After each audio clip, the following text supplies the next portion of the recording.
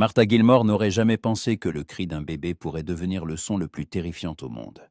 Mais depuis que son propre nourrisson était mort de la fièvre 3 semaines plus tôt, chaque sanglot d'un enfant étranger ravivait une douleur profonde dans sa poitrine, là où ses seins se gorgeaient encore de lait la nuit, lui rappelant ce dont plus personne n'avait besoin. La matinée était chaude, même pour un mois de septembre. Le soleil venait à peine de se hisser au-dessus de l'horizon, que l'air vibrait déjà de chaleur. Martha étendait le linge dans la cour de leur ferme quand elle entendit un bruit de sabots. Son mari, James, travaillait dans le champ éloigné, réparant une clôture. Il était trop loin pour l'entendre crier.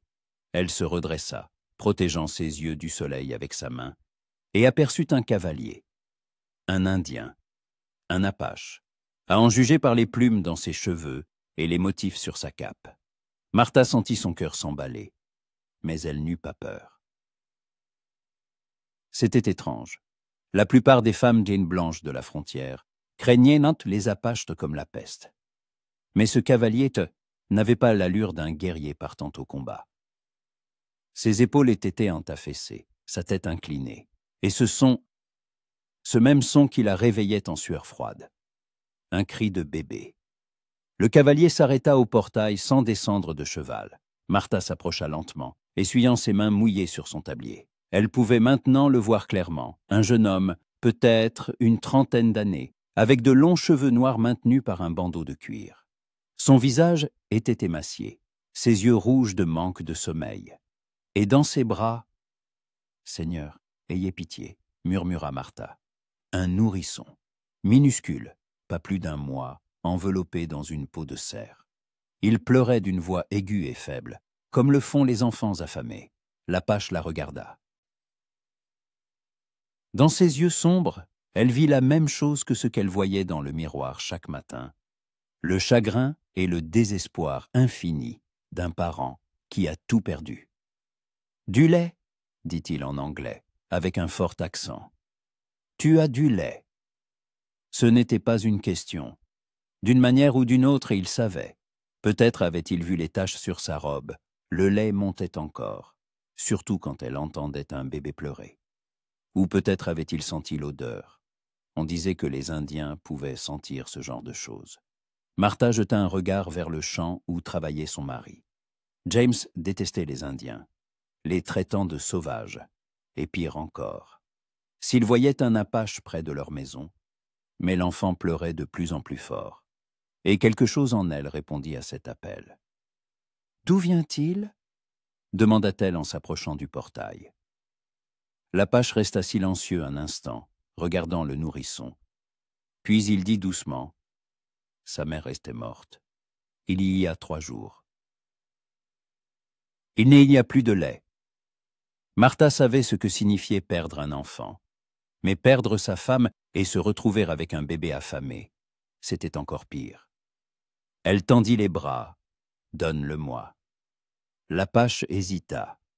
Il pensait sans doute à la même chose qu'elle. Que se passerait-il si son mari revenait? Blancs et peaux rouges s'étaient entretués pour bien moins que ça. Mais l'enfant était plus important que les préjugés. Il lui tendit prudemment le nourrisson. Martha sentit le poids familier du petit corps, perçut cette odeur si particulière de la peau d'un bébé. Le lait monta aussitôt dans ses seins, et elle ne put retenir un sanglot. « Comment s'appelle-t-il » demanda-t-elle en berçant le petit. « Ayash, ça veut dire « le petit ». L'Apache descendit de cheval, mais resta près du portail. « Je suis Nals. »« Martha, » répondit-elle. « Entrons dans la maison. Il fait trop chaud ici. » Nalzé secoua la tête. « Ton mari ne voudra pas me voir dans sa maison. » « Alors assieds-toi à l'ombre, sous l'arbre. » Martha désigna un vieux chêne près du porche. « Mais je vais nourrir ton fils. » Le mot « fils » fit tressaillir quelque chose sur le visage de l'Apache. Il hocha la tête et attacha son cheval à la clôture. Martha entra dans la maison, berçant toujours Ayash. Le petit était vraiment affamé. Il suçait son poing en gémissant doucement. Elle s'assit dans le fauteuil près de la fenêtre, d'où elle pouvait voir à la fois Nals sous l'arbre et le champ lointain où travaillait James. Défaisant sa robe, elle mit l'enfant à son sein. Ayash se mit à téter aussitôt, avec avidité et désespoir. Martha ferma les yeux, sentant son instinct maternel se réveiller après des semaines de douleur et de vide. C'était juste. Pour la première fois en 3 semaines, quelque chose était juste. Elle regarda Niles par la fenêtre. Il était assis sous l'arbre, le dos appuyé contre le tronc, et regardait vers les montagnes. Son profil était net, noble. Il ne ressemblait pas au sauvage des histoires que James aimait raconter. Il ressemblait plutôt à un homme épuisé qui avait trop perdu. Ayash tétait avec de petits pitibruits de contentement. Martha caressait ses cheveux sombres. Surprise de la rapidité avec laquelle son cœur s'était attaché à cet enfant étranger. Peut-être que l'amour ne connaît pas la couleur de peau.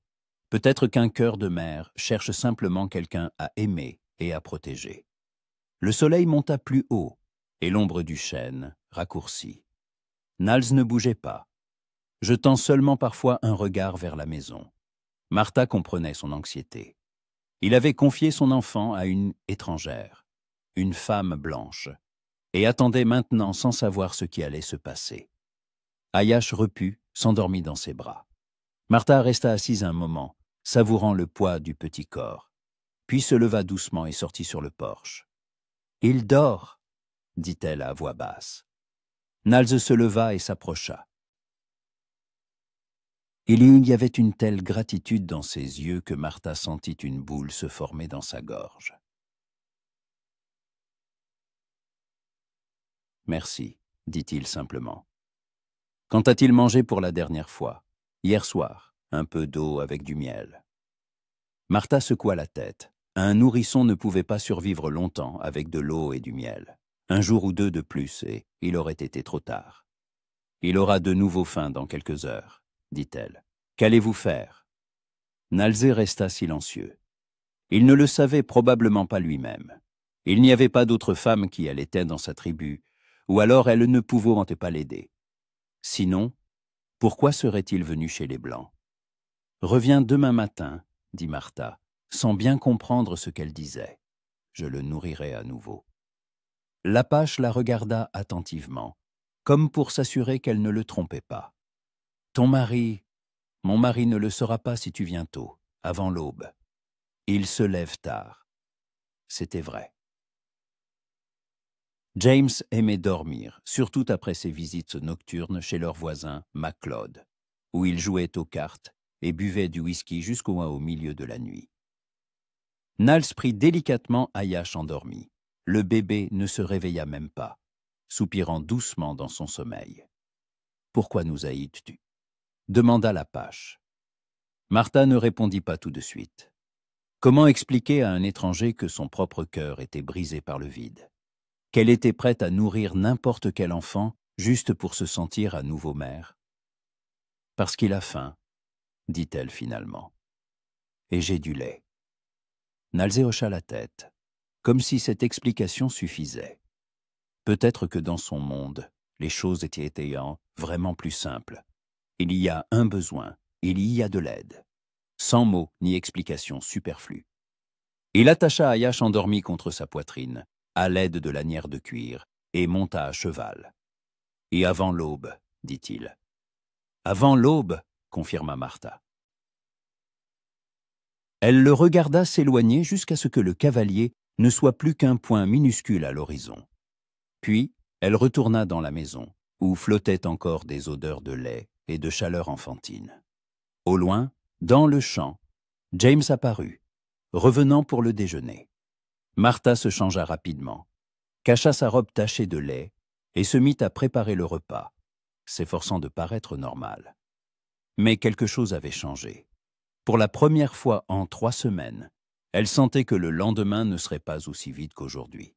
Demain, le cavalier reviendrait avec le petit Ayash, et elle pourrait être à nouveau une mère, ne serait-ce que pour quelques heures. James entra, jeta son chapeau sur la table et embrassa sa femme sur la joue. Il sentait la sueur et la poussière. « Comment ça va, ma chérie ?» demanda-t-il sans vraiment attendre de réponse. « Tout va bien, répondit Martha en remuant la soupe. Tout va bien. Et pour la première fois depuis longtemps, ce n'était pas un mensonge. Martha se réveilla avant le chant du coq. Le ciel par la fenêtre commençait à peine à s'éclaircir. Les étoiles scintillaient encore au-dessus des montagnes. Elle se leva doucement pour ne pas réveiller James qui ronflait à côté d'elle, enfila une robe de chambre et se rendit à la cuisine. Le lait monta dans ses seins dès qu'elle pensa au petit Ayash. C'était incroyable de voir à quelle vitesse son corps avait retrouvé ses rythmes maternels, comme s'il avait attendu cela, accumulant des forces pour quelqu'un qui avait vraiment besoin de soins. Elle fit du café, coupa du pain et le tartina de miel. Si Nalzé avait faim, et il l'était sûrement après une nuit de route, elle le nourrirait aussi. C'était la chose à faire. Personne ne devait rester affamé près de sa maison. Le bruit des sabots se fit entendre, alors que les premiers rayons de soleil touchaient à le toit de la grange. Martha regarda par la fenêtre et vit la silhouette familière du cavalier. Nals descendit de cheval au portail, détachant le paquet contenant le bébé de sa poitrine. Elle sortit sur le porche, le cœur serré. Ayash pleurait d'une voix fine et plaintive, et Nalzé lui-même semblait encore plus épuisé que la veille. Mal rasé, des cernes sombres sous les yeux. Il n'a pas dormi de la nuit, dit l'Apache en lui tendant l'enfant. Il a pleuré. Bien sûr qu'il a pleuré. Il a faim. Martha serra Ayash contre elle, sentant son poids et sa chaleur familier. « Et toi, as-tu dormi un peu ?» Nals secoua la tête. Martha soupira. « Entre, j'ai fait du café. »« Ce n'est pas la peine. Ton mari... »« Mon mari ne se réveillera pas avant 2 heures. Il a joué aux cartes hier soir. » Nalzé hésita, puis hocha la tête. Il attacha son cheval et suivit Martha à l'intérieur. La cuisine lui parut différente avec sa présence. Plus petite, mais aussi plus vivante. Nalzé s'assit à table, acceptant avec gratitude une tasse de café chaud. Martha s'installa dans le fauteuil près de la fenêtre et mit Ayash au sein. Le petit se mit à téter avidement, presque désespérément. Martha lui caressa la tête en fredonnant une vieille berceuse, celle qu'elle chantait à son fils. Il grandit vite, remarqua Nalzé en les observant. Il est déjà plus lourd. « C'est du bon lait, » répondit Martha. « J'ai toujours eu du bon lait. » Elle ne dit pas. J'avais mon propre enfant, mais Nals sembla comprendre. Une lueur de compassion traversa ses yeux. « Comment s'appelait ton fils ?» demanda-t-il doucement. Martha se figea. Personne ne lui avait posé cette question. James évitait de parler du garçon, les voisins faisaient comme si rien ne s'était passé. Et cet étranger, cet Apache qu'elle ne connaissait que depuis un jour, lui posait la question, simplement et directement. « Tommy, » dit-elle. « Thomas Edward Gilmore. Il avait 5 mois. » « C'est un joli nom, » acquiesça Nals. « Tommy, te ressemblait-il ? Plus à James, cheveux blonds, yeux bleus. » Martha sourit en se souvenant. « Mais il riait comme moi, fort et de tout son cœur. Le rire d'un nain enfant est la pitanie, la musique des esprits, » dit Nalzé. « Chez les Apaches, nous croyons que si un enfant rit beaucoup, c'est que les esprits se réjouissent de sa naissance. » Alors les esprits aimaient Tommy.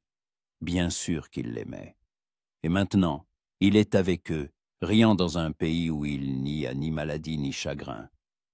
Martha sentit les larmes lui monter aux yeux. Elle n'avait jamais envisagé la mort de son fils sous cet angle. James disait sèchement, « C'est la volonté du Seigneur. » Nalzé, lui, parlait d'esprit, qui se réjouissait du rire d'un enfant. Ayash reput, s'endormit. Martha le plaça sur son épaule, lui tapotant doucement le dos pour qu'il fasse son rot. Des gestes maternels simples qu'elle n'avait pas oubliés. « Tu es un bon père, » dit-elle à Nals. Peu d'hommes auraient quint et parcouru autant de kilomètres pour un enfant. « Il est tout ce qui me reste de Seha, » répondit l'Apache. « Ma femme. Parle-moi d'elle. » Nals but une gorgée de café, regardant le ciel de l'aube par la fenêtre. Elle était de la tribu des Navajos. nous nous sommes rencontrés au marché, où les tribus échangeaient des marchandises. Je l'ai vue et j'ai su que c'était la femme de mes rêves. Des cheveux noirs comme l'aile d'un corbeau, des yeux comme des étoiles. Et son rire était comme le murmure d'un ruisseau de montagne. « Le coup de foudre ?» demanda Martha avec un léger sourire. Chez les Apaches, on ne dit pas ça. Mais oui, au premier regard. Son père a longtemps refusé de la donner à un Apache. Les Navajos et les Apaches ne s'entendaient pas toujours. Mais Serra a dit qu'elle m'attendrait aussi longtemps qu'il le faudrait.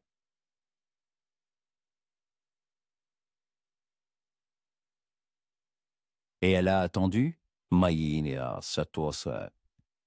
3 ans. Je venais chaque printemps. J'apportais des cadeaux à son père. Je prouvais que je serais un bon mari. Finalement, il a accepté. Nalzé se tut, faisant tourner sa tasse vide entre ses mains. Nous avons été mariés 2 ans. Ayash est née au début de l'été. Serra était si heureuse. Elle disait qu'elle voulait beaucoup d'enfants, un wigwam plein de rires et de bruit. Et puis la fièvre a commencé. Martha hocha la tête. La fièvre fauchait des vies à la frontière chaque année. Elle ne faisait aucune distinction entre blancs et peau rouge, riches et pauvres. Alex est morte en 3 jours. Elle n'a même pas eu le temps de dire au revoir à Ayash. Je l'ai enterrée dans les montagnes, là où elle s'aimait cueillir des baies. J'ai pris mon fils et j'ai quitté la tribu. Je ne pouvais plus rester là où tout me rappelait elle. Et tu as commencé à errer? Je cherchais des nourrices. Il y en avait quelques-unes dans les tribus voisines. Mais elles avaient leurs propres enfants, peu de lait. Ayash ne mangeait pas à sa faim, il maigrissait. Alors j'ai décidé d'essayer chez les Blancs. C'était risqué, mais je n'avais pas le choix. Martha regarda le bébé endormi. Son petit visage était paisible, sa respiration régulière. Un enfant repu et satisfait. « Tu peux venir tous les jours ?» dit-elle. « Il y aura assez de lait. » Nals leva les yeux, surpris. « Tous les jours, c'est trop dangereux. Si ton mari l'apprend. » James travaille dans les champs de l'aube au crépuscule. Et le matin, il dort après ses nuits de cartes.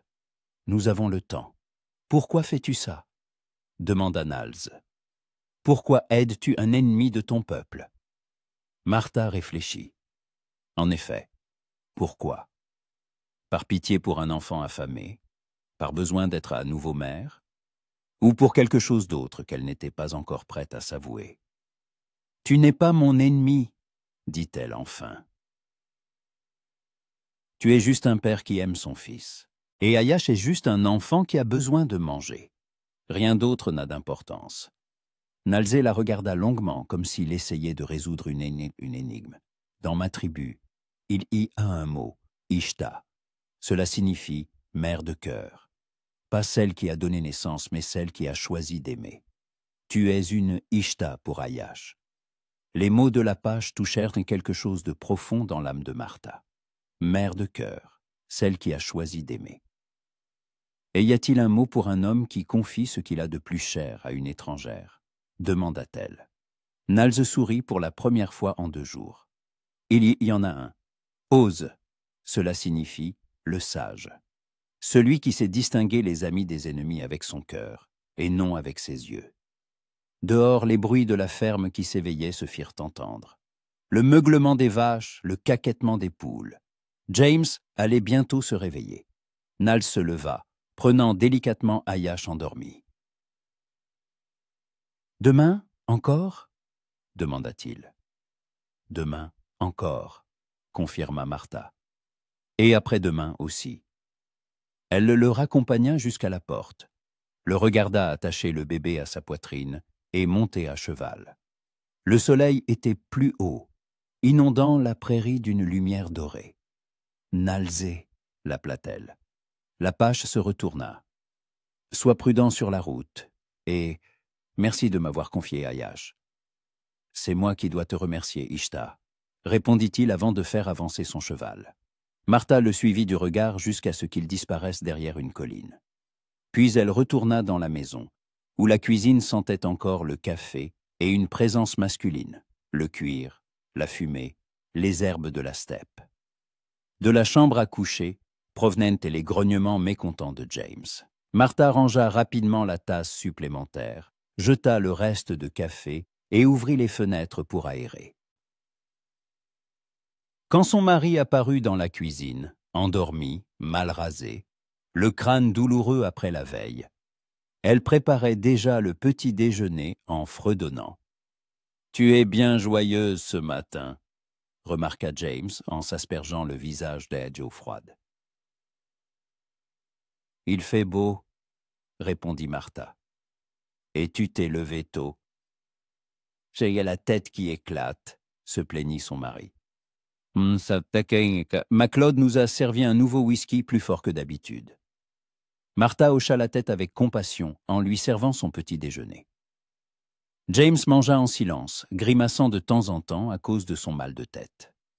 Une fois terminé, il embrassa sa femme sur le front et se dirigea vers la grange pour atteler les chevaux. « À ce soir, ma chérie. Aujourd'hui, je répare la clôture du fond, je serai de retour pour le dîner. » « Bonne chance » lui souhaita Martha. Quand le bruit des sabots s'éteignit au loin, elle s'assit à table et s'autorisa à sourire. Il restait moins d'une journée avant demain, avant de revoir Ayash et son père. L'homme qui l'appelait, Ishta, mère de cœur. Pour la première fois depuis des mois, Martha attendait le lendemain avec impatience. Une semaine s'était écoulée depuis la première apparition de Nals à la ferme des Gilmore. 7 aubes, 7 rencontres, 7 fois où Martha avait nourri Ayash et suivi du regard le cavalier qui s'éloignait. Et chaque jour, quelque chose changeait, non seulement chez le bébé, qui avait visiblement pris du poids et était devenu plus actif, mais aussi en elle. Martha se tenait devant le miroir de la chambre, tressant ses cheveux. Ses mèches châtain clair, légèrement ondulées, captaient la lumière matinale avec des reflets de miel. Elle avait toujours trouvé ses cheveux ordinaires, moins éclatants que les boucles dorées ou les tresses de jais des filles du voisinage. Mais aujourd'hui, elle remarqua comment il chatoyait au soleil, comme du blé mûr. Son visage aussi avait changé. Ses joues avaient repris des couleurs, et une lueur qu'elle n'avait pas eue depuis des mois brillait dans ses yeux verts. Même les taches de rousseur sur son nez, qu'elle essayait toujours de cacher avec de la poudre, lui semblaient maintenant charmantes. James ne remarquait pas ces changements. Il ne remarquait pas grand-chose ces derniers temps. Trop occupé par la ferme et les parties de cartes. Mais Nals, il la regardait attentivement, comme s'il voyait quelque chose que les autres ne voyaient pas. Martha enfila sa plus belle robe du matin, une robe bleue à poignets blancs qui faisait ressortir la couleur de ses yeux. D'habitude, elle ne la portait que le dimanche pour l'église. Mais aujourd'hui, elle voulait être particulièrement belle. Pas pour son mari. Il n'y prêterait aucune attention. Pour le petit Ayash, bien sûr. Les enfants aiment les couleurs vives. Le bruit des sabots fit battre son cœur plus vite. Martha regarda par la fenêtre et vit la silhouette familière du cavalier. Nals descendit de cheval, détacha l'enfant, et elle remarqua qu'il avait lui aussi changé au cours de cette semaine. Ses épaules s'étaient redressées. Ses mouvements avaient retrouvé leur assurance d'antan. Son visage était toujours triste, mais moins émacié qu'au premier jour. Elle sortit sur le porche, et Nals s'immobilisa en la regardant. Quelque chose qui ressemblait à de l'admiration passa dans ses yeux sombres. « C'est joli », dit-il simplement en désignant la robe. « Merci », répondit Martha, sentant ses joues rougir. « Comment va Ayash ?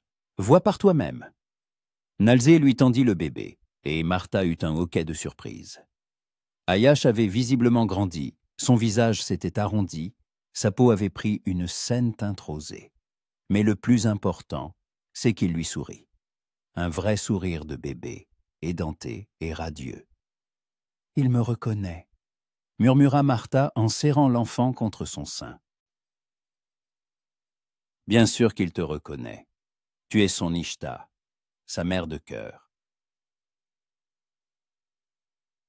Ils entrèrent dans la maison. Nalze s'assit à table et accepta une tasse de café. Martha s'installa dans son fauteuil et mit Ayash au sein. Le petit tétait calmement, sans se presser, s'interrompant parfois pour la regarder et sourire. « Il est devenu plus fort, » remarqua Martha. « Et plus lourd. »« Ton lait lui donne la vie, » dit Nalze. « Et ta bonté l'amour. Les enfants sentent ces choses. » Martha caressa les cheveux sombres du bébé. Ils étaient devenus soyeux, brillants, signe d'une bonne alimentation. « Et toi, comment vas-tu » demanda-t-elle. Nalze haussa les épaules. « Je vis au jour le jour. Je me lève, je viens ici, je retourne au camp le soir. C'est ainsi que passent donc les jours. Où est ton camp ? Dans les montagnes, à une vingtaine de miles d'ici. Une petite grotte près d'un ruisseau. C'est pratique pour un homme seul avec un enfant. » Martha imagina sa vie. Des nuits solitaires près du feu, Ayash dans un berceau en osier, les étoiles pour seul toit. Une vie rude, mais libre. « Tu ne te sens pas seule » demanda-t-elle. Nalze la regarda attentivement. « Et toi, tu ne te sens pas seule dans cette maison » La question la prit au dépourvu. Se sentait-elle seule? Officiellement, elle avait un mari, une maison, une ferme. Mais quand avait-elle parlé pour la dernière fois à James de quelque chose d'important? Quand l'avait-il regardée pour la dernière fois comme s'il la voyait vraiment? Parfois, avoua-t-elle. James, c'est un homme bon, mais depuis la mort de Tommy, c'était comme si nous nous étions éloignés. Il ne parle pas de notre fils, il évite les souvenirs. Et moi, je ne peux pas oublier. Il ne faut pas oublier, dit Nalze. Le souvenir de ceux qu'on aime est leur cadeau. Chez les Apaches, on dit que tant que nous nous souvenons des morts, ils sont vivants dans nos cœurs. Vous avez des proverbes sages. La vie à la frontière enseigne la sagesse, ou elle tue ceux qui refusent d'apprendre. Ayash s'endormit dans les bras de Martha. Elle regarda son visage paisible, sentant une tendresse maternelle emplir son cœur. Cet enfant était devenu une partie de sa vie en si peu de temps. « Nalze, » dit-elle doucement, « que se passera-t-il quand il grandira, quand il n'aura plus besoin de lait ?» L'Apache resta silencieux un long moment, faisant tourner sa tasse vide entre ses mains. « Je ne sais pas, » avoua-t-il. « Je n'ai pas pensé si loin. Pour l'instant, tout ce qui compte, c'est qu'il soit vivant et en bonne santé. As-tu pensé à retourner dans ta tribu? Ma tribu est partie pour ses quartiers d'hiver, loin au sud. C'est un long voyage avec un petit enfant. Et puis, il n'y a plus rien qui me retienne là-bas. » Martha comprit ce qu'il voulait dire. Sa femme était morte. Il avait probablement peu de parents. Et ici, dans cette grotte dans les montagnes, il avait au moins l'illusion d'un foyer. « Et si James l'apprend ?» demanda-t-elle, exprimant la peur qui la tourmentait depuis une semaine. « Alors je ne viendrai plus. Je ne te mettrai pas en danger. Mais Ayash, nous trouverons un autre moyen. Peut-être que je pourrais acheter du lait de vache en ville. » Martha secoua la tête. Le lait de vache ne pouvait pas remplacer le lait maternel pour un si petit enfant, et l'attachement qui s'était créé entre elle et Ayash ne pouvait pas être rompu si simplement. « Je ne veux pas que vous partiez, » dit-elle honnêtement. Nalze leva la tête et la regarda. « Pourquoi ? Parce que... » Martha hésita, ne sachant comment l'expliquer. « Parce que cette semaine, je me suis sentie à nouveau vivante, à nouveau utile. Ayash m'a donné un but, et toi, et moi, et toi, tu me donnes le sentiment que quelqu'un comprend ma douleur. » James évite de parler de Tommy. Les voisins font comme si rien ne s'était passé. Mais toi, tu m'as tout de suite interrogé sur lui. Comme si tu comprenais que j'avais besoin de parler de mon fils. Nalze se leva et s'approcha de la fenêtre. Son profil était net et noble dans la lumière du matin. Chez les Apaches, il y a un rituel, dit-il sans se retourner. Quand un enfant meurt, la mère doit pleurer toute sa douleur, puis ramasser des pierres, une pour chaque mois que le petit a vécu. Et elle en fait une pyramide à l'endroit où il aimait jouer. Cela signifie que l'amour pour lui n'est pas mort. Il a simplement pris une autre forme. Martha imagina une telle pyramide. 5 pierres pour les 5 mois de la vie de Tommy, à l'endroit dans la cour où se trouvait son berceau les jours de beau temps. « C'est un beau rituel, dit-elle. James considérait ça comme du paganisme. « Le chagrin ne connaît pas de religion, répondit Niles. Il est le même pour toutes les mers du monde. Dehors, les vaches les meuglèrent. C'était l'heure de la traite. James allait bientôt se réveiller et Niles devait partir. Mais aujourd'hui, la séparation était plus difficile que d'habitude. « Demain, c'est dimanche, dit Martha. Nous allons à l'église. Ne viens pas demain matin, c'est dangereux. D'accord. Et après-demain, je vous attends comme d'habitude. Niles prit délicatement Ayash endormi et l'attacha à sa poitrine. Près de la porte, il se retourna. Martha, merci. Et pas seulement pour le lait. Merci de ne pas avoir peur de moi. Et moi, je te remercie de me confier ce que tu as de plus cher. Ils se regardèrent pendant quelques secondes. La femme blanche aux yeux verts et aux cheveux châtains dans sa robe bleue, et l'Apache avec le nourrisson sur sa poitrine. 2 êtres de monde différents, réunis par le destin. Puis Nalzé sortit, monta à cheval et s'éloigna. Martha le suivit du regard jusqu'à ce qu'il disparaisse derrière la colline. Une douce chaleur se répandit dans sa poitrine, pas seulement due à la tendresse maternelle pour Ayash, mais à quelque chose d'autre. Quelque chose qu'elle n'était pas encore prête à nommer. De la chambre, les grognements endormis de James se firent entendre. Martha rangea rapidement la 2e tasse, aéra la cuisine et commença à préparer le petit déjeuner. Mais ses pensées étaient loin, dans une grotte de montagne, où un Apache solitaire berçait l'enfant d'une autre et regardait les étoiles en pensant à l'aube de demain. Le lundi fut pluvieux. Des nuages gris avaient envahi le ciel dès le matin, et à l'aube, une fine pluie d'automne se mit à tomber. Martha, debout près de la fenêtre, écoutait le bruit des gouttes sur le toit et s'inquiétait. Niles viendrait-il par un temps pareil? La route à travers la prairie devenait glissante et dangereuse sous la pluie. Mais à l'aube précise, elle entendit le bruit familier des sabots. Un cavalier trempé jusqu'aux os descendit de cheval au portail, secouant l'eau de son chapeau à large bord. Ayash était bien protégé sous la cape de cuir de son père, mais il gémissait quand même à cause de l'humidité et du froid. « Mon Dieu, vous êtes complètement trempé !» s'exclama Martha en les faisant entrer.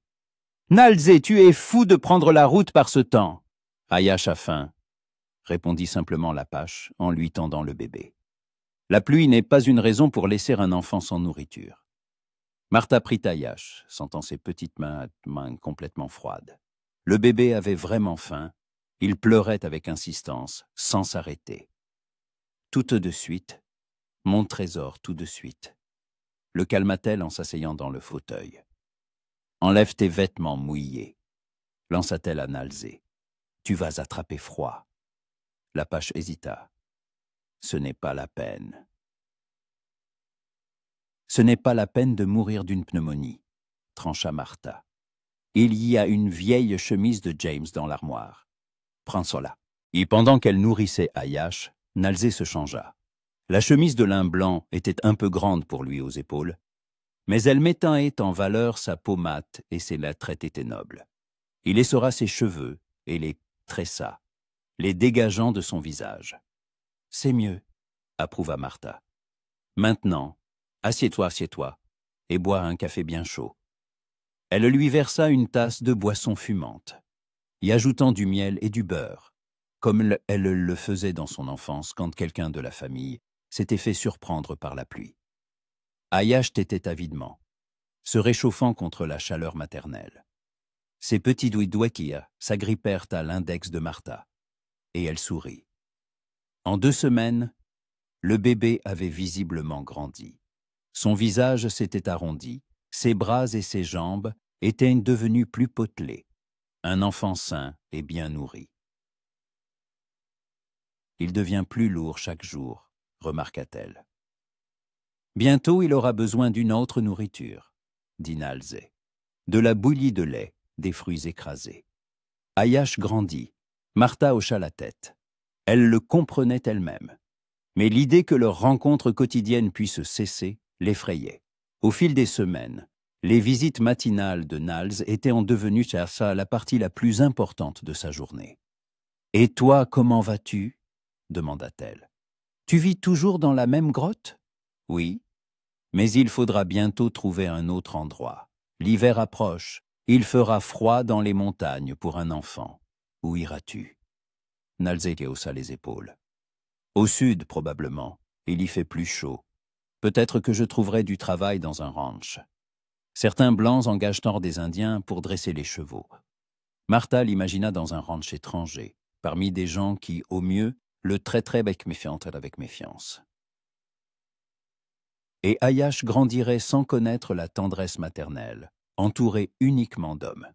« Et si tu restais ici » demanda-t-elle doucement. « Ici ? Dans cette région ? Eh bien, on pourrait trouver une cabane abandonnée, s'installer non loin. Je pourrais aider avec Ayash. » Nalzé la regarda attentivement. « Tu sais ce que cela signifie ? Si les gens apprennent que tu aides un Apache, les gens ignorent beaucoup de choses, » répondit Martha. « S'ils n'ont pas besoin de tout savoir. » Ils se turent. Dehors, la pluie redoubla d'intensité, martelant le toit avec une force accrue. La cuisine confortable semblait un îlot de chaleur dans une monceau. Un monde froid. Ayash reput, s'assoupit. Martha le plaça sur son épaule, le berçant doucement. Le bébé respirait paisiblement, parfaitement content. « Martha, » dit Niles à voix basse, « je dois te dire quelque chose. » Il y avait dans sa voix une gravité qui la mit en alerte. « Quoi ?» Hier, en retournant au camp, j'ai vu des cavaliers. Des hommes blancs, 3 ou 4. Ils allaient dans cette direction. Le cœur de Martha manqua un battement. « Tu penses qu'ils soupçonnent quelque chose ? Je ne sais pas. C'est peut-être une coïncidence. Mais l'un d'eux a longuement regardé ta ferme avec une longue vue. » Martha sentit un froid dans son ventre. Si James apprenait ses rencontres avec Niles, il ne comprendrait pas. Aucun homme blanc ne comprendrait. Une femme qui allait un enfant indien, qui aide un Apache, cela serait perçu comme une trahison envers son propre peuple. « Peut-être qu'il ne faut plus prendre de risques, dit-elle, chaque mot lui coûtant un effort. « Tu veux que nous arrêtions de venir ?» Martha regarda Ayash endormi. En quelques semaines, il était devenu presque comme son propre fils, et Nalzé était devenue la seule personne avec qui elle pouvait parler de choses importantes, qui comprenait sa douleur et n'essayait pas de la forcer à oublier. « Non, » dit-elle fermement. « Je ne veux pas, mais peut-être faut-il être plus prudent. » « Comment ?» Martha réfléchit. Un plan fou et dangereux, mais le seul possible, se forma dans son esprit. « Et si tu ne venais plus ici ? Et si c'était moi qui venais à toi ?» Nalzé haussa les sourcils de surprise. « Au camp, dans les montagnes. Pourquoi pas ? J'ai un cheval, je sais monter. James part pour toute la journée. Je pourrais venir dans la journée, nourrir Ayash là-bas. C'est trop dangereux. La route des montagnes est difficile, tu pourrais te perdre. Tu me montreras le chemin, une seule fois. Après, je me débrouillerai. » Nalzé resta silencieux un long moment, réfléchissant à sa proposition. « Et si ton mari remarque que tu pars, je dirai que je vais cueillir des baies, ou que je rends visite à une voisine malade. J'inventerai quelque chose. » Dehors, le tonnerre gronda, les faisant sursauter tous les deux. La tempête s'intensifiait. « Aujourd'hui, tu ne vas nulle part, » dit Martha en regardant par la fenêtre. « Reste jusqu'à ce que la pluie cesse. Et ton mari, par un temps pareil, il n'ira pas dans les champs. Il restera dans la grange à réparer les harnais. Il ne viendra pas à la maison. » Comme pour confirmer ses dires, le bruit régulier d'un marteau provint de la grange. James s'était effectivement trouvé du travail à l'intérieur. Niles hocha la tête, acceptant de rester. Martha mit la bouilloire sur le feu, sortit un pot de confiture du cellier. Puisqu'ils passaient toute la matinée ensemble, autant la rendre agréable. « Raconte-moi ta vie avant ton mariage, » demanda-t-elle en servant le thé. « Comment étais-tu dans ta jeunesse ?» Nalzé sourit, une rare manifestation d'émotion pour lui. Turbulent. Mon père disait que j'avais l'esprit du coyote en moi, toujours en mouvement, toujours en quête d'aventure. Je participais à tous les raids, je chevauchais plus loin que les autres. Je me battais plus courageusement que les autres. Et puis tu as rencontré Seha. Oui, et j'ai compris que la véritable aventure, ce n'est ni la guerre, ni les courses dans la prairie. C'est d'essayer de rendre une seule personne heureuse. Martha sentit un pincement au cœur. Quand James lui avait-il dit quelque chose de semblable pour la dernière fois? Quand avait-il même pensé à son bonheur, et pas seulement à la ferme et aux récoltes?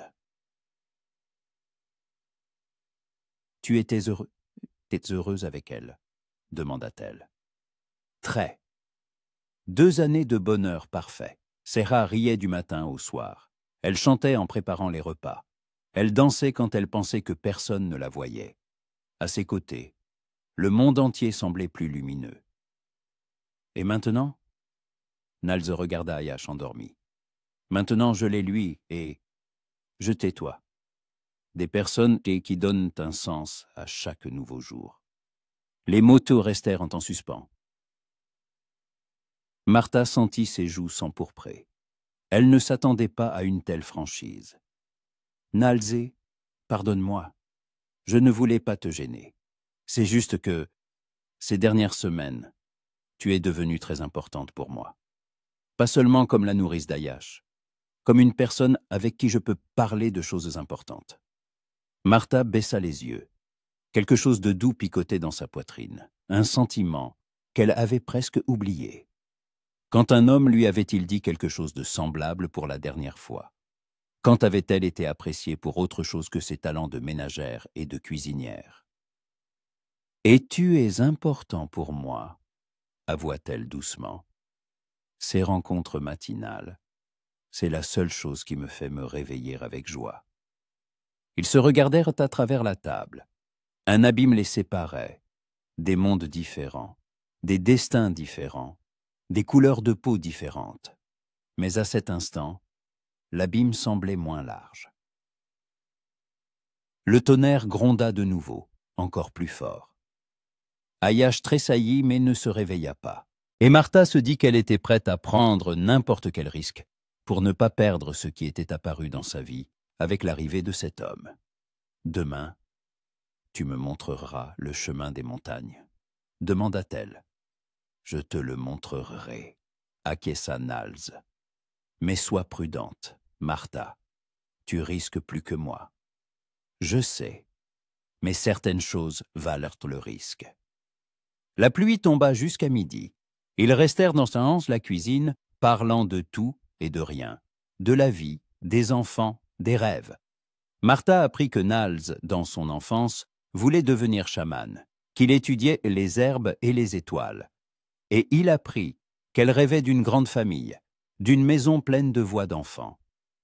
Quand la tempête se calma enfin, la séparation fut particulièrement difficile. Comme s'ils comprenaient tous les deux que quelque chose avait changé entre eux aujourd'hui. Quelque chose d'important et d'irréversible. « À demain, » dit Nalzé en partant. « À demain, » répondit Martha. Et pour la première fois depuis de nombreuses années, elle compta les heures jusqu'à sa rencontre avec un homme qui n'était pas son mari. Le mardi accueillit Martha avec un ciel clair et un vent frais, qui portait l'odeur des feuilles d'automne et des neiges lointaines. Elle se réveilla avant l'aube, mais n'attendit pas Nalz à la maison. Aujourd'hui, tout allait changer. Scellant discrètement Bessie, sa jument Bay, Martha quitta la cour pendant que James dormait encore. Dans ses sacoches, elle avait des provisions, du pain, du fromage, une gourde d'eau, une couverture chaude. Si elle devait aller dans les montagnes, autant être bien préparée. Ils se retrouvèrent à mi-chemin, là où le sentier commençait à monter dans les collines. Nalz l'attendait sous un vieux peuplier, Ayash dormant dans un panier attaché à sa selle. Prête pour le voyage? Demanda-t-il quand elle s'approcha. Prête, répondit fermement Martha, bien que son cœur battît la chamade. Guide-moi. Et la route des montagnes se révéla plus difficile qu'elle ne l'avait imaginé. Le sentier serpentait entre les rochers, disparaissant presque par endroits dans l'herbe si épaisse. Nals chevauchait devant, se retournant de temps en temps pour s'assurer qu'elle le suivait.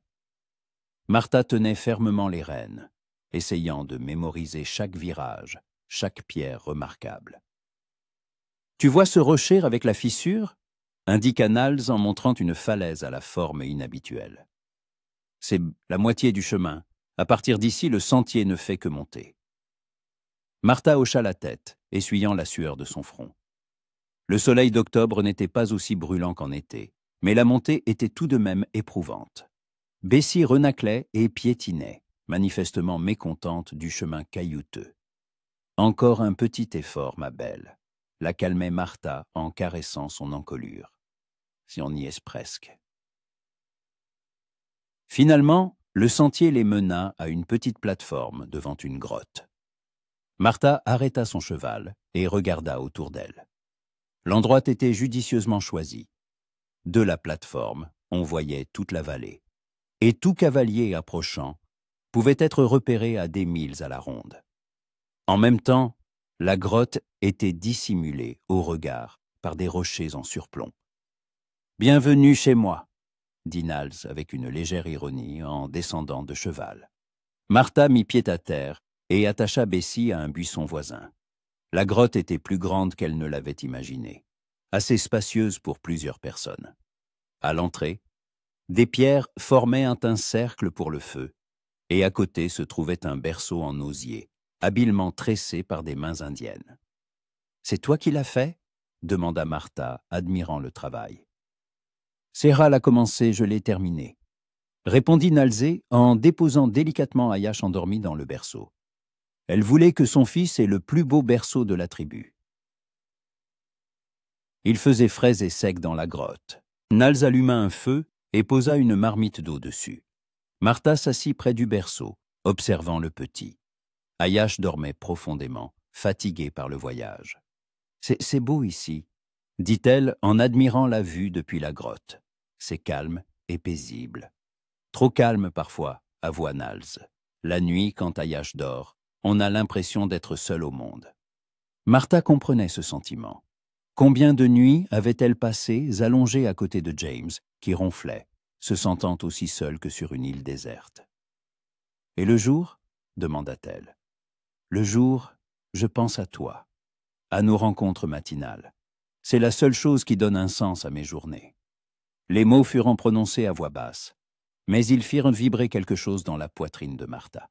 Elle leva les yeux et croisa le regard de Nalzé. Dans ses yeux sombres, brûlait un feu qu'elle reconnaissait, le même qui s'embrasait dans son propre cœur chaque jour un peu plus. Nalzé. Commença-t-elle. Mais il secoua la tête. Ne dis rien. Je sais ce que tu ressens, et je sais que c'est impossible. Pourquoi impossible? Parce que tu es une femme blanche mariée, et je suis un Indien sans tribu, sans foyer. Parce que ton peuple tue les gens comme moi, et mon peuple n'acceptera jamais une femme blanche. Martha se leva et s'approcha de lui. Le feu projetait des ombres dansantes sur les parois de la grotte, et dans cette pénombre, les différences entre eux semblaient moins importantes. « Et s'il n'y avait pas ces différences ?» demanda-t-elle doucement. « Si nous nous étions simplement rencontrés à un autre moment, à un autre endroit ?» Nals se leva à sa rencontre. Il se tenait si près que Martha sentait la chaleur de son souffle. « Alors je te dirai que depuis le premier jour où je t'ai vu avec Ayash dans les bras, je ne peux penser à rien d'autre. Que ta bonté a guéri non seulement le corps de mon fils, mais aussi mon âme. Que lorsque tu souris, le monde entier devient plus lumineux. » Martha sentit son cœur prêt à bondir de sa poitrine. Personne ne lui avait jamais dit de tels mots. Même James, au temps de leur cours, se limitait à des compliments pratiques sur ses talents culinaires et ménagers. Et moi je te dirai, murmura-t-elle, que ces dernières semaines, tu es devenu plus qu'un ami pour moi, que je compte les minutes jusqu'à nos rencontres, qu'à tes côtés, je me sens vivante pour la première fois depuis des années. Leur visage était tout proche. Martha voyait des étincelles dorées dans les yeux sombres de Nals, sentait l'odeur de sa peau, la fumée du feu, les herbes de la steppe, quelque chose de sauvage et de libre. Martha, murmura-t-il son nom comme une prière, et il se pencha vers elle. Leurs lèvres se touchèrent, tendrement, prudemment, le premier baiser depuis des années, qui signifiait plus qu'un simple devoir conjugal. Martha ferma les yeux, se dissolvant dans la sensation. C'était contraire à toutes les lois de son monde, mais cela semblait la chose la plus juste de l'univers. Ils s'embrassèrent longuement, oubliant tout le reste, les différences, les interdits, le monde qui les attendait en bas, un monde qui ne comprendrait ni ne pardonnerait jamais. Ayash se mit à gémir dans son berceau, et ils se séparèrent. Non.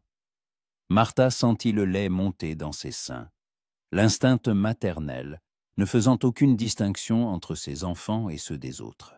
« Il a faim ?» dit-elle, s'efforçant de parler d'une voix normale. « Oui » acquiesça Nals, mais sa voix était rauque. Martha prit le bébé et s'assit près du feu. Nals se détourna pour lui permettre de nourrir l'enfant en toute intimité.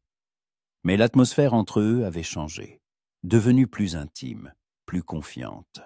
« Et maintenant ?» demanda-t-elle quand Ayash reput, s'endormit dans ses bras. « Je ne sais pas », répondit honnêtement Nals. « Je n'avais pas prévu ça. Là, moi non plus. Mais c'est arrivé. » Ils restèrent silencieux, écoutant le crépitement du feu et le cri lointain d'un aigle quelque part dans les montagnes. « Je ne peux rien t'offrir, » dit enfin Nals. « Je n'ai ni maison ni avenir, seulement cette grotte et l'incertitude. »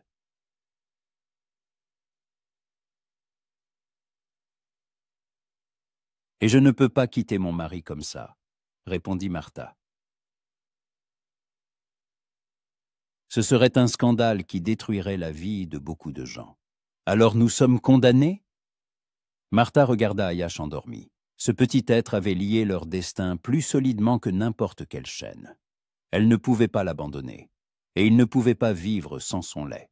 « Je ne sais pas, » avoua-t-elle, « mais je sais que je ne veux pas renoncer à ce qu'il y a entre nous, même si cela doit apporter de la souffrance. » Nalzé s'approcha d'elle et lui toucha doucement les cheveux. « Tu es la femme la plus courageuse que j'ai jamais connue, » dit-il, « et la plus belle. Nalzé, je ne regrette rien de ce qui s'est passé, » poursuivit-il. « Et je chérirai ce sentiment, quoi qu'il arrive. » Martha pressa sa joue contre sa paume. À cet instant, l'avenir semblait brumeux et effrayant, mais le présent était parfait. Elle, lui, l'enfant dans ses bras, la chaleur du feu et les montagnes qui les protégeaient. « Je dois rentrer, » dit-elle enfin. « James va bientôt revenir des champs.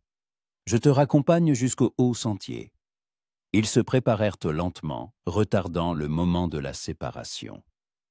Martha mémorisa chaque détail de la grotte, le berceau en osier, les motifs des ombres sur les parois, l'odeur de fumée et d'herbes de montagne. Au début du sentier, ils s'arrêtèrent. Nals lui tenait fermement la main. « On se revoit ici demain ?» demanda-t-il. « Demain encore ?» acquiesça Martha. « Et après-demain aussi. » Ils s'embrassèrent une dernière fois, longuement et passionnément, comme pour emmagasiner ce sentiment pour les longues heures de séparation. Le chemin du retour parut infiniment long à Martha. Elle avançait lentement, réfléchissant à ce qui s'était passé. Sa vie avait changé à jamais en quelques heures dans les montagnes. Elle ne pouvait plus prétendre ne ressentir pour Nals que de la gratitude pour l'opportunité d'aider un enfant affamé. Elle l'aimait.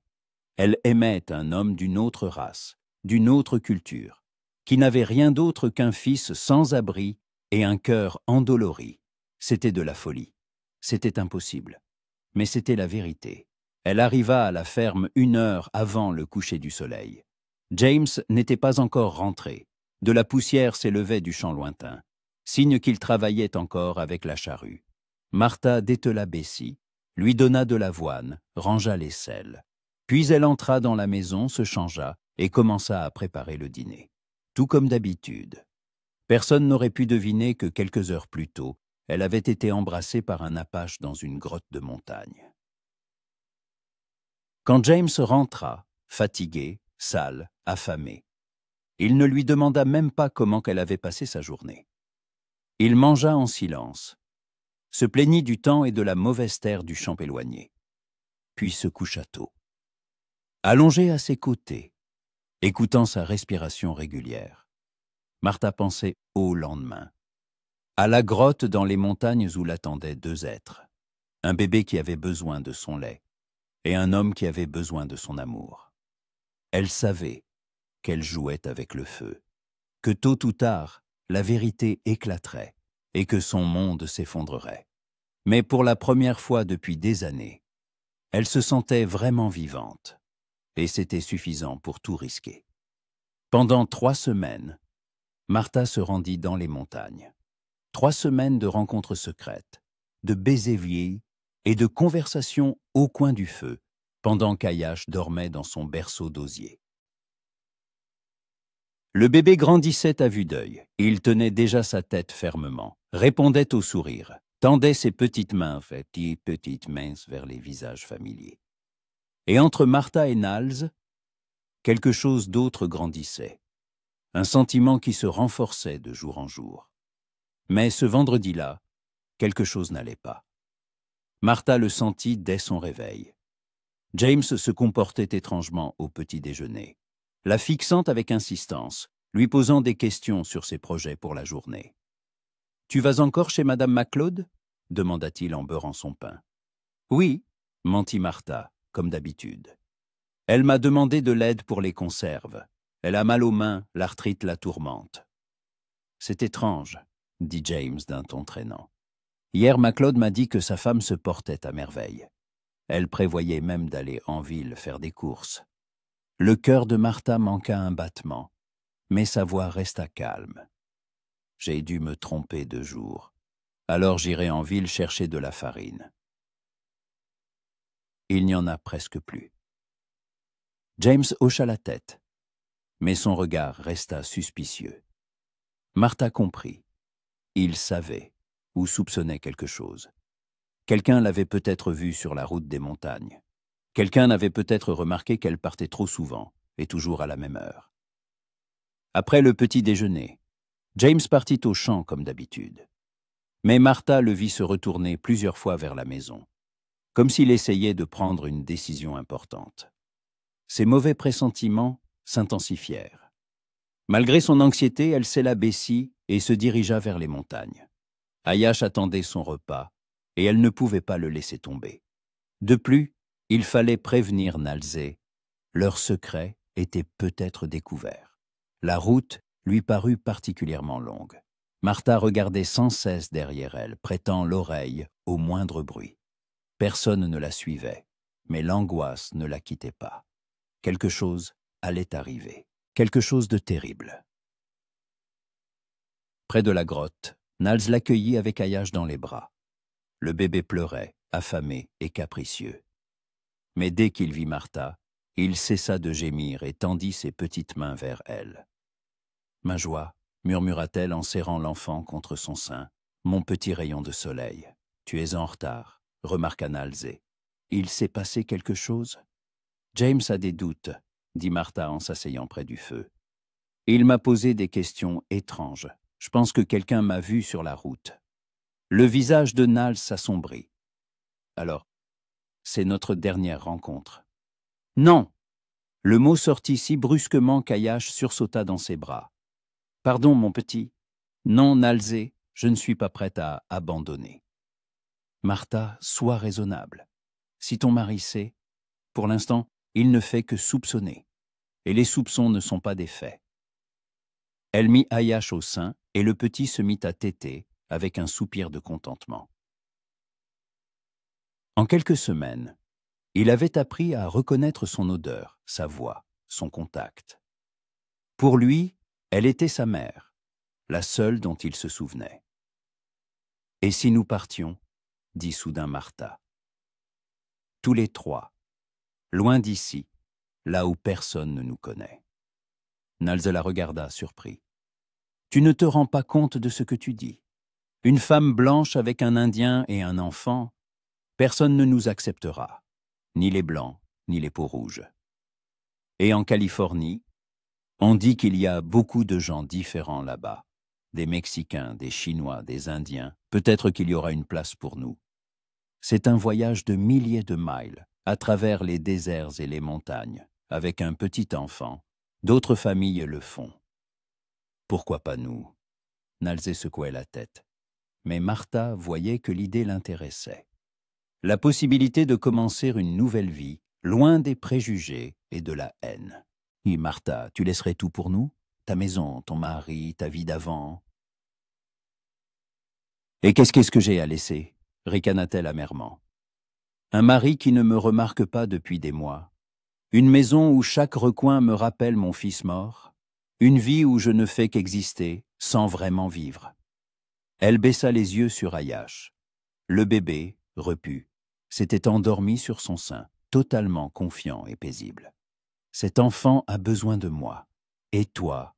Martha leva les yeux vers Nalze. « Toi, tu fais à nouveau battre mon cœur.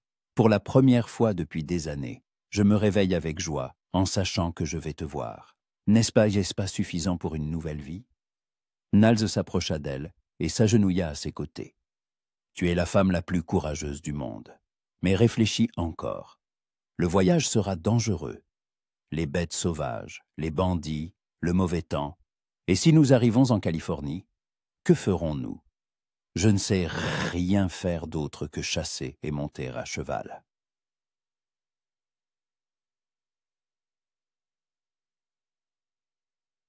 Tu apprendras. J'apprendrai beaucoup de choses aussi. Martha lui toucha le visage de sa main libre. L'important, c'est que nous soyons ensemble. Toi, moi et Ayash, une vraie famille. Le mot « famille » flotta dans l'air entre eux. En quelques semaines, ils étaient en effet devenus une famille, une femme qui nourrissait l'enfant d'une autre comme le sien, un homme qui lui avait confié ce qu'il avait de plus précieux, et un bébé qui les aimait tous les deux. « Quand ?» demanda Nalze doucement. « Demain soir.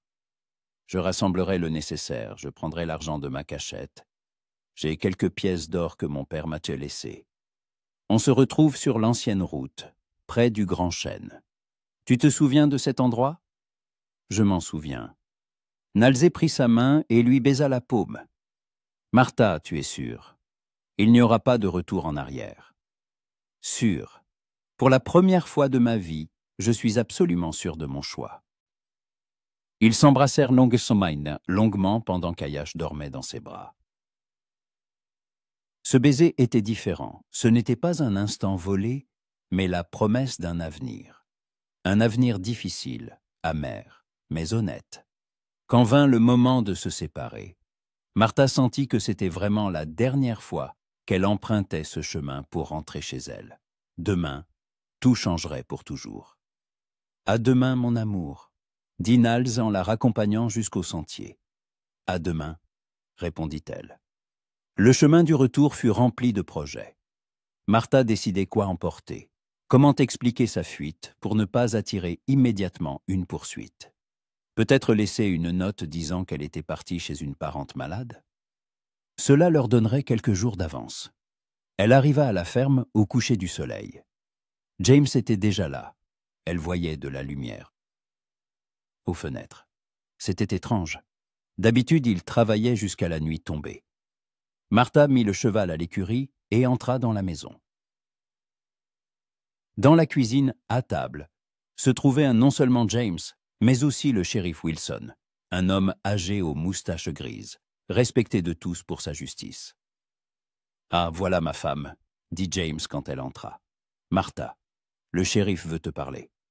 Le cœur de Martha se serra. C'était fini. Ils étaient découverts.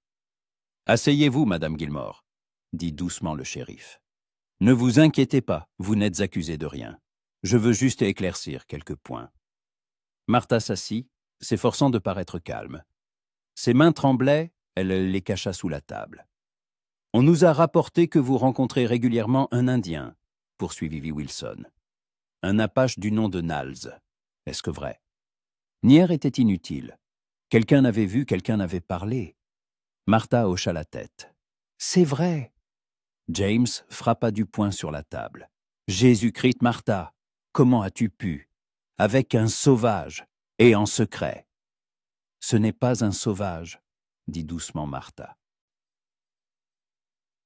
C'est un père qui essaie de sauver son enfant. Quel enfant? S'étonna le shérif.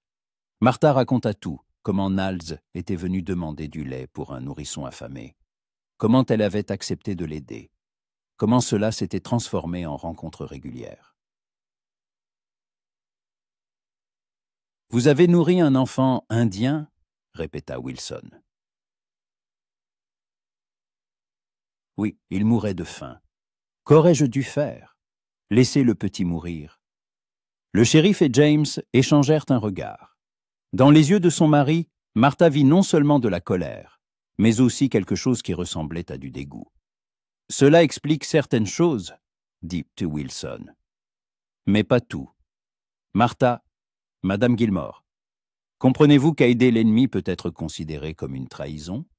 Un nourrisson n'est pas un ennemi, shérif. C'est juste un enfant. Et son père, Nals, nous nous sommes renseignés. C'est un guerrier, il a participé à des attaques contre les Blancs. Il a plusieurs meurtres à son actif. Martha sentit le monde s'effondrer autour d'elle. Nals, un meurtrier, l'homme qui l'embrassait si tendrement, qui aimait tant son fils, c'était pendant la guerre, dit-elle faiblement. Les soldats aussi tuent des Indiens. La guerre est finie, Madame Gilmore. Tous les Apaches doivent être dans les réserves. Et celui-ci se cache dans les montagnes avec un enfant. Nous devons le trouver. Non. Martha se leva d'un bond. Il n'a rien fait de mal, il veut juste élever son fils. Martha, hurla James, assez, tu nous as tous déshonorés. Ma femme allaitant la progéniture d'un sauvage. Les mots de son mari la frappèrent plus durement qu'une gifle. Martha regarda l'homme avec qui elle avait vécu 5 ans et comprit qu'il ne la comprendrait jamais. Pour lui, Ayash serait toujours là, progéniture d'un sauvage, et Nalzé, un barbare sanguinaire. « Où vivent-ils » demanda le shérif. « À quel endroit exactement » Martha resta silencieuse. Révéler l'emplacement de la grotte signifiait condamner Nalzé et Ayash. « Madame Gilmore, j'attends une réponse. »« Je ne sais pas, » mentit Martha. « Nous nous rencontrions à différents endroits. Il ne m'a jamais dit où il vivait. » Le shérif ne la crut pas, cela se voyait sur son visage. Mais il ne pouvait pas prouver son mensonge. « Très bien, » dit-il en se levant. « Mais sachez que si vous rencontrez à nouveau cet Indien, vous serez arrêté pour complicité avec un fugitif, et lui sera abattu en cas de tentative de fuite. » Quand le shérif fut parti, James regarda longuement sa femme en silence. Il y avait tant de froideur dans ses yeux que Martha frissonna. « 5 ans, dit-il enfin. 5 ans que je te prenais pour une femme chrétienne respectable. Et toi? Et moi quoi? Tu es une traînée, une simple traînée qui s'est vendue à un sauvage. » La gifle résonna comme un coup de feu. Martha chancela, portant la main à sa joue brûlante. « Sors de ma maison, dit froidement James. Demain, et que je ne te revoie plus jamais. » Martha se redressa. Sa joue la brûlait, mais elle ressentit un étrange soulagement. La décision avait été prise pour elle. « Très bien, » dit-elle calmement. « Je partirai demain. » Elle se dirigea vers la porte, puis s'arrêta. « James, m'as-tu jamais aimé, vraiment ?» Son mari se détourna. « J'ai aimé la femme que j'avais, pas celle que tu t'es révélée être. » Martha hocha la tête et alla dans la chambre faire ses bagages. Le plan de fuite avait changé. Elle n'était plus une fugitive, mais une exilée. C'était encore mieux. Personne ne chercherait une femme chassée de chez elle par son propre mari. La nuit, quand James s'endormit dans la chambre d'amis, Martha sortit discrètement de la maison. Elle ne prit que le strict nécessaire, des vêtements chauds, un peu de nourriture, les pièces d'or de son père. Elle sella Bessie et se dirigea vers le vieux chêne sur la grande route. Niles l'attendait avec Ayash et 2 chevaux chargés de bagages. En la voyant au clair de lune, il comprit que quelque chose s'était passé. « On a été découvert », dit Martha en descendant de cheval. « Le shérif est au courant de nos rencontres. Il te cherche. Et toi, mon mari m'a chassé. » Elle tenta un sourire. « Alors maintenant, je suis libre. » Niles la serra dans ses bras, la tenant fermement. « Ma courageuse, ma magnifique femme, tu as tout sacrifié pour nous. Pas pour vous, pour moi, pour le droit d'aimer qui je veux. » Ayash se réveilla et se mit à pleurer, inquiet du voyage. Martha prit le petit, qui se calma aussitôt en reconnaissant des bras familiers. « Alors, mon petit voyageur, » murmura-t-elle, « on va chercher une nouvelle maison ?» Ils chevauchèrent toute la nuit, essayant de s'éloigner le plus possible de la ferme. À l'aube, ils s'arrêtèrent près d'un ruisseau, firent boire les chevaux et nourrirent un Ayash. Martha regarda le soleil se lever et se demanda où ils accueilleraient l'aube dans un mois. Dans un an. « Tu ne regrettes rien ?» demanda Niles en s'asseyant à côté d'elle. « Pas une seconde, » répondit Martha. « Pour la première fois de ma vie, je fais ce que mon cœur me dit, et non ce que le devoir m'impose. » Niles l'embrassa sur la tempe. « Alors en route, mon amour. Une nouvelle vie nous attend. » Ils montèrent à cheval et partirent vers l'ouest, face au soleil. 3 fugitifs de mondes différents, devenus une famille. Devant eux s'étendaient les dangers, les difficultés, l'inconnu. Mais ils avaient l'amour. Et c'était suffisant pour tout recommencer. Derrière la colline restait l'ancien monde avec ses préjugés et sa haine. Et devant s'étendait un monde nouveau, immense, plein de possibilités et d'espoir. Martha serra plus fort contre sa poitrine Ayash, endormie, et sourit. Son cœur de mère lui disait que tout irait bien. Ils trouveraient leur place au soleil. Un endroit où l'amour est plus important que la couleur de peau, et où la famille se définit non par le sang, mais par le choix du cœur. 5 ans plus tard, San Francisco, Californie, 1883, Martha, debout près de la fenêtre de leur petite maison en périphérie de la ville, regardait les enfants jouer dans la cour. Ayash, désormais un garçon de 6 ans aux yeux sombres et sérieux de son père et au sourire de sa mère, apprenait à sa petite sœur, Rosa, à tresser des paniers en osier. La fillette de 3 ans, aux cheveux châtains et aux yeux verts, s'efforçait de répéter les gestes de son grand frère, bien que ses mouvements fussent encore maladroits. Comme ça, Rosa expliquait patiemment Ayash dans ce surprenant mélange d'anglais et d'apache, qui était devenu la langue de leur famille. Le brin en dessous, puis au-dessus. Tu vois? Martha sourit en caressant son ventre arrondi. Le 3e enfant devait arriver dans quelques mois. Le médecin n'avait dit que ce serait un garçon. Et avec Nalzé, ils avaient déjà choisi un prénom, Thomas, en mémoire du premier fils de Martha. « Qu'est-ce que tu vois de si intéressant ?»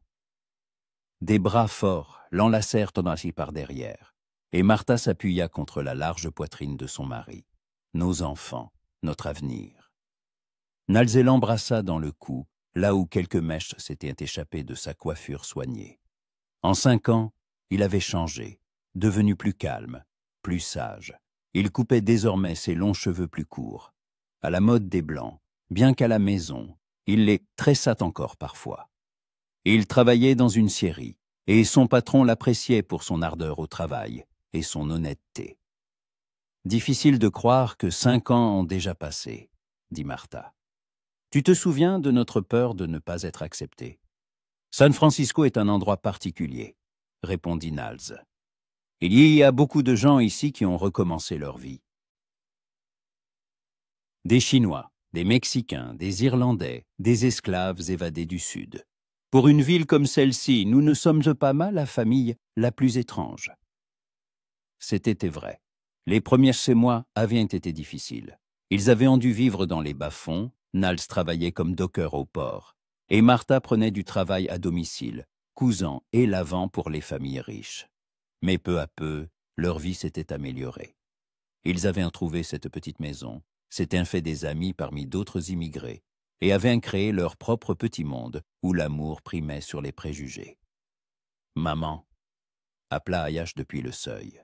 Rosa s'est coupé le doigt avec un brin. Martha se précipita vers sa fille. La coupure était superficielle, mais la fillette pleurait plus de peur que de douleur. Martha nettoya la plaie, la pansa et l'embrassa sur le front. « C'est fini, mon trésor. Regarde, oncle Nals t'a apporté un bonbon. » Rosa cessa de pleurer et accepta la friandise. Elle appelait Nals « oncle » en public. C'était plus simple pour expliquer leur situation familiale aux voisins curieux. Mais à la maison, il était papa, un vrai père qui lisait des contes, apprenait à monter à cheval et protégeait de tous les maux.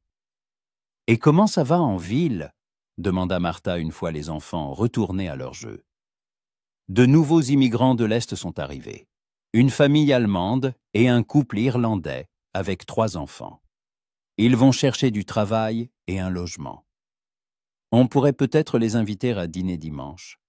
Je me souviens comme c'était dur pour nous au début. Nals hocha la tête. Au fil des ans en Californie, leur maison était devenue un point de chute pour de nombreux États nouveaux arrivants. Martha ne pouvait rester indifférente au malheur des autres. C'était plus fort qu'elle. Le soir, quand les enfants furent endormis, ils s'assirent sur le porche, regardant le coucher de soleil sur l'océan Pacifique. Au loin, on voyait les lumières des navires, arrivant de pays lointains, avec de nouvelles personnes, de nouveaux espoirs. « À quoi penses-tu » demanda Nalzé, remarquant l'expression songeuse sur le visage de sa femme. « À mon ancienne vie. Je me demande ce qu'est devenu James. S'est-il remarié? Tu le regrettes ?» Martha secoua la tête. « Non, c'est juste de la curiosité. Ce n'était pas un mauvais homme, juste borné. Il ne pouvait pas voir plus loin que le bout de son nez. Et tu ne regrettes pas ta maison, ta vie d'avant ?» Martha regarda son mari, cet homme incroyable qui lui avait donné le véritable amour et la famille dont elle avait toujours rêvé. Une maison, ce ne sont pas des murs, Nalzé. Une maison, ce sont ceux que tu aimes. Et ma vie d'avant n'était pas une vie, mais une simple existence. De la chambre des enfants parvenait la respiration paisible des petits. Martha posa la main sur son ventre, sentant le futur bébé bouger. « Penses-tu que nos enfants seront heureux ?» demanda-t-elle. « Ne souffriront-ils pas d'être différents des autres? Ils seront forts, » répondit Nalzé. « Parce que dans leurs veines coule le sang de 2 peuples, et dans leur cœur vit un amour qui a surmonté tous les obstacles. Ayash sait déjà ce que signifie être différent, et il sait que ce n'est pas une raison d'avoir honte. Et Rosa sera une beauté qui fera tourner la tête de la moitié des hommes de Californie. Et elle choisira celui qu'il aimera avec son cœur, et non avec ses yeux. » Martha se mit à rire. « Tu es trop optimiste, et toi tu étais autrefois trop pessimiste. Tu te souviens quand tu disais que notre amour était impossible? » Je m'en souviens, et j'avais tort. Ils restèrent assis en silence, écoutant le bruit de l'océan et les sons lointains de la ville. Quelque part dans le port, on déchargeait un navire. Quelque part de la musique jouait. Quelque part riaient des enfants de différentes nations qui, demain, deviendraient américains. « Nalzé, » dit doucement Martha. « Merci. Pourquoi? De m'avoir montré ce qu'était le véritable amour. De m'avoir donné des enfants. De m'avoir appris à ne pas avoir peur d'être heureuse. » Nalzé lui baisa la main. « C'est toi qui m'as sauvé la vie. pas seulement celle d'Ayash, la mienne aussi. Après la mort de Seha, je pensais que je ne pourrais plus jamais aimer. Et tu m'as montré qu'un cœur peut guérir et aimer à nouveau. Les étoiles s'allumaient une à une dans le ciel qui s'assombrissait. Les mêmes étoiles qui les avaient éclairés lors de leur première nuit de fuite, quand ils partaient vers l'inconnu avec un nourrisson dans les bras. « Tu sais à quoi j'ai pensé aujourd'hui » dit Martha. Si quelqu'un m'avait dit il y a 5 ans que je vivrais en Californie avec un mari apache et 3 enfants, je l'aurais pris pour un fou. Et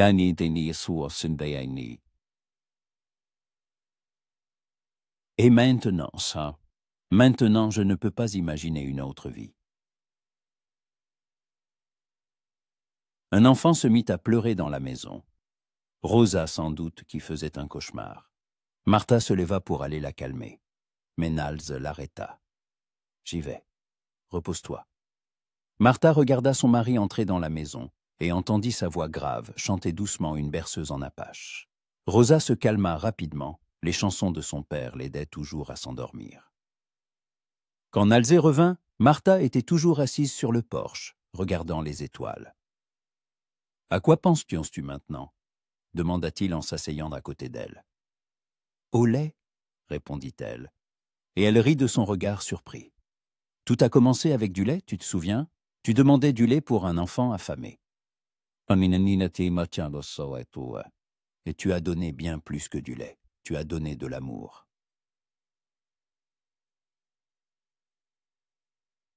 Nous avons tous les deux donné de l'amour, et nous l'avons reçu en retour.